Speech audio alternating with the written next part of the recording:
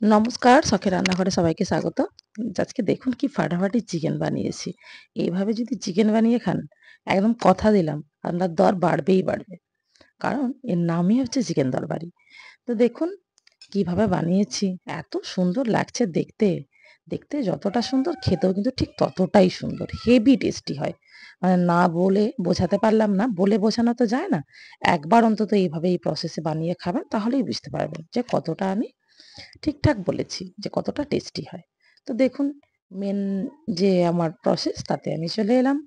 বানানোর জন্য এখানে বড়, বড় সাইজের আমি চিকেনকে কেটে নিয়েছি।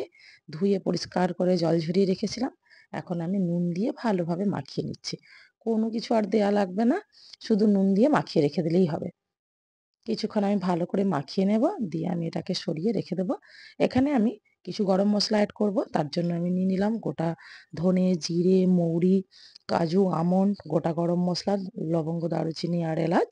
আর এখানে নিয়েছি সামরিচ আর গোলমরিচ। তো এগুলোকে ভালো করে একটু রোস্ট করে নিচ্ছি।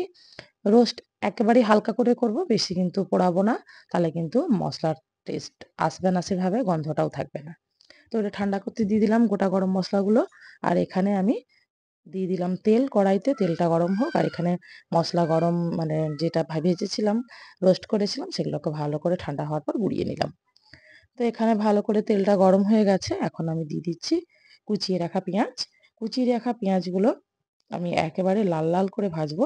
একদম যেন সেই বেরেস্তার মতো যখন হবে তখনই কিন্তু ভাজাটা বন্ধ করতে হবে ভাজতে, কিন্তু তখন মানে ভেজেই যেতে হবে।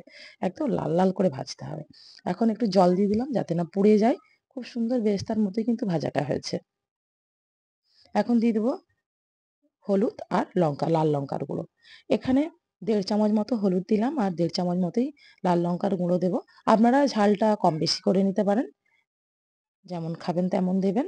এটাকে একটু ভালো করে আমি কষিয়ে নেব মসলাটাকে। যেহেতু লঙ্কা দিলাম খুব ভালো করেই কষাতে হবে লঙ্কাটা। তো ভালো করে আমি এবারে কষিয়ে নিচ্ছি। আগেও আমি জল দিয়ে দিয়েছিলাম তাই আলাদা করে আর জল দিয়ে কষানোর প্রয়োজন হলো না। তো ভালো করে কষিয়ে নিয়েছি। দেখুন তেল ছেড়ে দিয়েছে, সুন্দরভাবে কষানো হয়ে গেছে। এখন যে আমি ভেজে রেখেছিলাম মসলাটা পুরোটাই আমি দিয়ে দিলাম।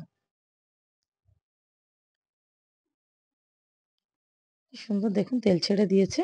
এখন আমি দিয়ে দিচ্ছি কাশ্মীরি রেড চিলি পাউডার। এটাও আমি ২ চামচ দিলাম। এটাকে ভালো করে আমি একটু কষিয়ে নেব। একটু জল দিয়ে কষালে কষানোটা কিন্তু খুব সুন্দর হয়। মাঝে, মাঝে যদি একটু আমরা জল দিয়ে দিই তাহলে কষানোটা খুব সুন্দর হয়। এখন দেখুন কষানো একদম রেডি হয়ে গেছে। দেখুন মসলাটা কত সুন্দর হয়েছে। কালারটা দুর্দান্ত এসছে। এরকম অবস্থায় আমি দিয়ে দিচ্ছি কেটে রাখা ৩ টে মানে টমেটো। টমেটোটা ৩ টে দিলাম কারণ মিডিয়াম সাইজের থেকে একটু ছোট ছিল তার জন্য ৩ টে দিলাম। আপনারা মাঝারি সাইজের হলে ২ টো দিলেই হবে। তো এবারে ভালো করে টমেটোটা কষানোর পালা এবং গলিয়ে কষিয়ে নিতে হবে। আর এখন দিয়ে দিচ্ছি আমি আদা রসুনের পেস্ট ৩ চামচ। আদা রসুনের পেস্টকেও ভালোভাবে আমি কষিয়ে নেব।